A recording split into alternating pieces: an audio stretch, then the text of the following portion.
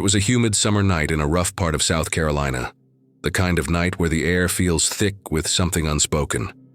4 teenagers, bored and reckless, were desperate for a thrill. Hunter, the oldest, led the way. Bella and Madison followed, half laughing, half worried. And the youngest, just 13, trailed behind with a nervous grin. Walmart glowed in the distance, its flickering sign like a beacon calling them in. They thought it would be funny, just a quick trip for laughs, but the shadows were long that night, and something inside was already watching them arrive. Inside, the store was quiet. Too quiet. Fluorescent lights buzzed overhead, casting a cold, artificial glow on endless aisles. The teens spread out, laughing, grabbing toys, tossing snacks, just being dumb, harmless kids. The youngest climbed into a giant ball basket, giggling as the plastic spheres scattered around him. Everything felt normal, at first. But then, just as the laughter echoed through the store, he heard it.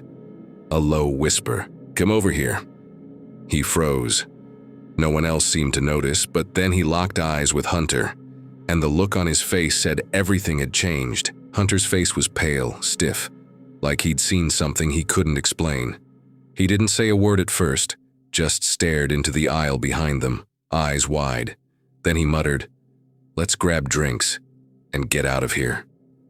No jokes, no smile, just fear. The mood shifted instantly. The girls picked up on it too, their laughter gone. As they turned the corner, the youngest glanced back. That's when he saw him. A man in a black hoodie, skin pale as paper, just standing there, watching. His presence didn't feel accidental, it felt deliberate, like they were being hunted. They walked faster, trying to act normal, but every aisle felt tighter, every light harsher. Then came the moment they knew it wasn't just paranoia. He was following them. The hooded man, that pale ghost of a figure, moved silently behind them. He didn't speak, didn't rush, just walked, slow and steady. The youngest turned and shouted, "Hey man, screw off!" But the man only smiled. That smile, it wasn't right. It wasn't human. Panic set in. They zigzagged through the store, weaving between aisles, trying to lose him. But every turn they made, he was just a few steps behind. They thought they'd shaken him. For a moment, the store felt normal again, sterile, silent, forgettable. But the unease lingered. That's when Madison spoke up. "I need to use the bathroom." They hesitated, looked around. No sign of him. Maybe it was over. Maybe he was gone. Hunter nodded. "Go ahead," he said. So she did. Alone. The youngest didn't like it. Something in his gut twisted, but he didn't speak up. Not then, not when it mattered. They kept walking, pretending everything was fine, but in the pit of his stomach, he already knew. They'd just made a huge mistake. Minutes passed, but it felt like hours. The silence in the store grew heavier, colder. The 3 teens waited in the aisle, glancing nervously toward the restroom. The youngest kept checking his watch, the seconds dragging on too long. Then, out of nowhere, a blood-curdling scream shattered the stillness. It was Madison's scream. The boy's heart stopped. He bolted toward the restroom, fear flooding his veins. He didn't even think. He just ran. Bursting through the door, he saw it.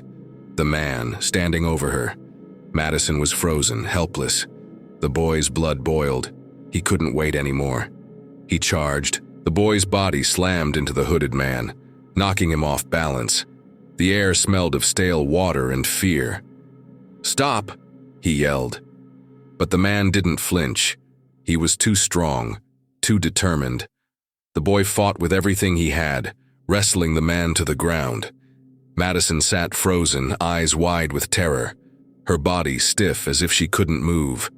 The boy's heart pounded in his ears as he finally wrestled the man off her. He helped Madison to her feet, urgency in his movements. Without another word, they ran, stumbling, gasping, out of the bathroom and straight for the door. They burst through the automatic doors, adrenaline still pumping. The cold night air hit their faces as they ran to the car. The tires screeched as they sped out of the parking lot, the Walmart sign disappearing in the rearview mirror. No one spoke. The tension was thick, suffocating. They didn't know if the man had been caught or if he'd simply vanished. All they knew was they barely escaped with their lives. But as the car drove farther from the store, the youngest couldn't shake the feeling. They hadn't outrun him. Not really.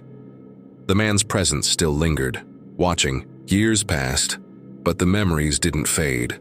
One night, the boy, now older, found himself back in a Walmart late, the same eerie stillness in the air.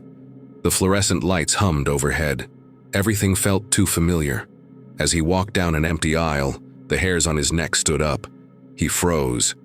At the far end of the aisle, just out of clear view, stood the same hooded figure, the same pale face, motionless, unblinking. The boy's heart raced. This time he couldn't move.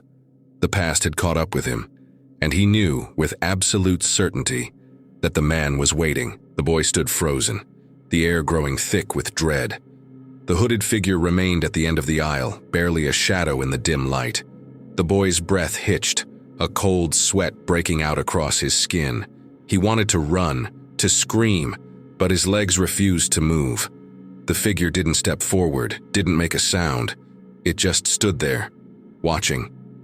The boy's pulse thudded in his ears. Time seemed to stretch endlessly, but one thing was clear. The man hadn't forgotten, and neither had the store.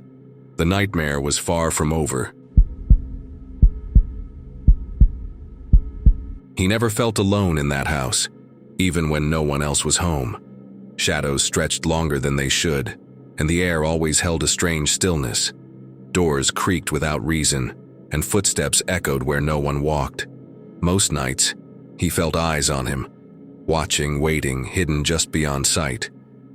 His mother and brother said the house was haunted, but for him it was more than that. It wasn't just the house. It felt personal, like something had attached itself to them, and deep down he knew it had been there long before they ever moved in. There was something different about Walmart at night. The lights buzzed just a little louder. The shadows stretched just a little longer. He'd visit his mom during her graveyard shift, but every time he walked through those automatic doors, the air changed. It felt heavier, like the building itself was holding its breath. The aisles were too quiet, the shelves too still. Sometimes he'd hear the faintest rustle from a few rows over, but no one would be there. He didn't know why, but it always felt like something was watching him from just beyond the edge of the lights.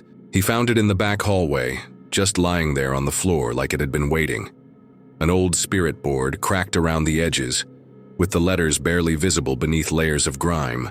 The planchette sat perfectly in the center, untouched, yet somehow placed. There was no one around, no reason it should be there. But the moment he saw it, a cold chill ran up his spine. The hallway darkened and the air turned sharp. Something about that board felt wrong, like it didn't belong to this world. But something from the other side had left it behind. She came home just before dawn, but something was off. Her face was pale, her hands shaking as she clutched a cup of coffee. She didn't say anything at first, just sat there, eyes darting toward the hallway like she was still being followed. When she finally spoke, her voice was low, almost a whisper. She said something had happened at work, something she couldn't explain. She looked scared, truly scared. And that was the worst part, because she wasn't someone who scared easily. Whatever had followed her home that morning, it wasn't just a feeling, it was something real. She was in the dairy cooler, stocking shelves behind the glass doors. The lights overhead flickered, then went out completely, leaving her in shadows. It was freezing, but something about the cold felt unnatural, the kind that settles in your bones. She kept glancing over her shoulder, convinced someone was there, but every time she turned, there was nothing, just the hum of the coolers and the heavy silence pressing in. Her instincts screamed at her to leave, but she stayed, finishing her shift. Still, the feeling never left her. Something had been standing behind her. She could feel its breath. 5 minutes passed. Just enough time to start convincing herself it was all in her head, until she heard it. A voice, clear, close, and it said her name. Not shouted, not called, whispered, right into her ear. She spun around, heart pounding, but the hallway was empty. No footsteps, no shadows moving, just the still, humming silence. Panic set in as she stumbled out of the cooler and into the store. When she asked her co-workers if anyone had been back there, every single one said the same thing. No one had. That section had been empty all night. That night she realized it wasn't just the house. It wasn't even the store. It was her. Whatever this thing was, it had attached itself. It followed her through locked doors and bright lights. It moved between her footsteps, hiding just out of sight. She'd see flickers of movement between shelves, hear soft breathing when no one was near. It had learned her name. It knew her patterns, and now it didn't care if she was home or at work. The veil had thinned, the haunting had spread, and the worst part, she knew it wasn't done with her yet. If you've ever wanted to see the weirdest, trashiest, or just plain strangest people, go to Walmart on a weekday. It's like a circus with no rules. I'm not trying to be rude, but it's wild how some folks just give up on looking normal. I've walked behind people who clearly hadn't showered in days, and once I even saw a kid pee on the floor while his mom stared at cereal. Yeah, Walmart's a strange place, but what I saw one Wednesday morning wasn't just weird, it was terrifying. And no amount of internet memes could have prepared me for it. It was a quiet Wednesday morning in Washington. My hometown, not the capital. I had a few vacation days off and figured I'd finally replace my torn-up backpack and grab a new water bottle before heading out for a hike. Walmart was close, cheap, and had everything I needed tucked away in the outdoor section at the back. When I walked in, the place was nearly empty. No screaming kids, no crowded aisles, just silence. Perfect. I made my way past the usual clutter and soon found myself surrounded by camo gear and coolers.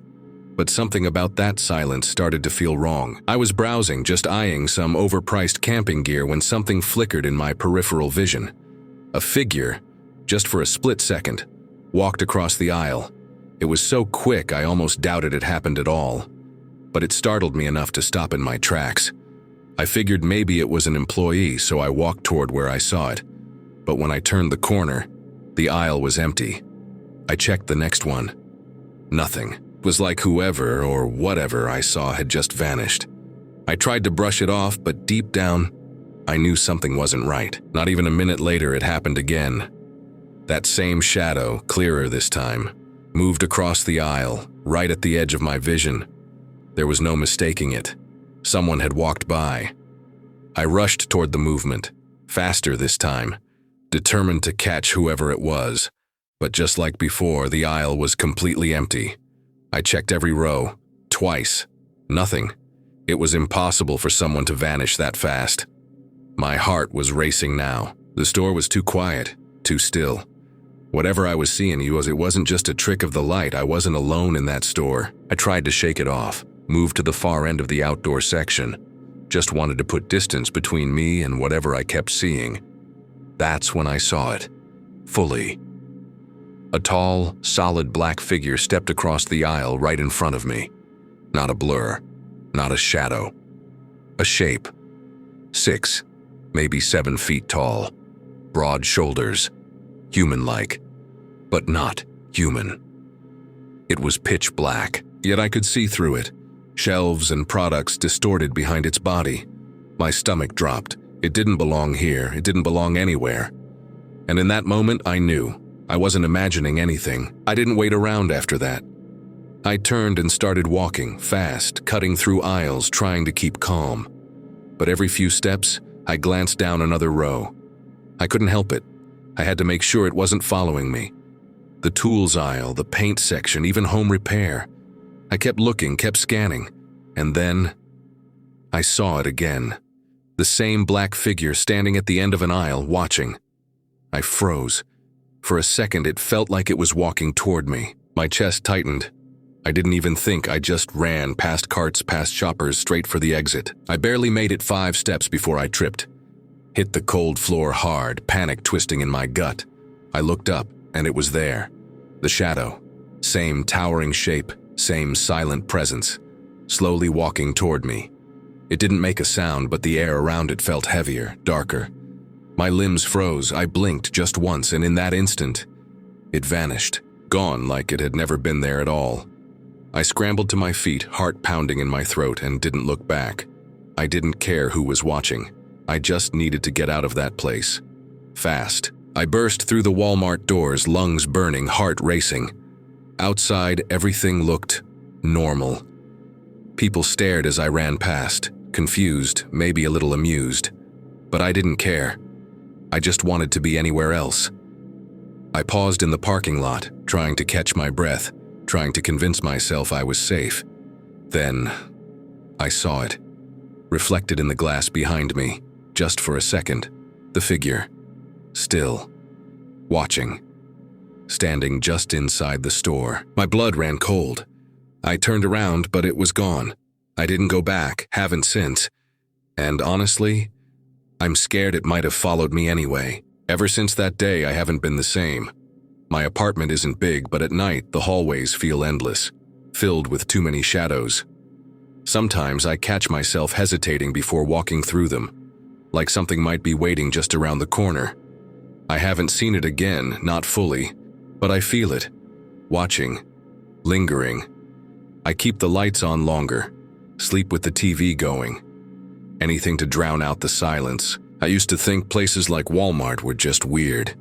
Now I know, some places are wrong. And whatever I saw in that aisle, God help me, it saw me too.